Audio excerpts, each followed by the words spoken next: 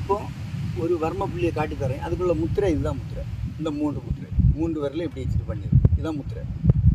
இந்த முத்திரையை வச்சு இந்த பக்கத்தில் இருந்து இப்போ இவர் என்ன அடிக்காருன்னா அருவா எடுத்து அடிக்கார். அடிங்க இப்படி செறுத்து இங்கே அடிச்சுக்கிட்டு இந்த இடத்த பிடிச்சி இன்னும் இந்த இடத்த பிடிச்சி இப்படி பண்ணால் ஆள் அன்கான்சியஸ் ஆகிடுவார். இந்த விரலை கொடுத்து தான் பண்ணணும்.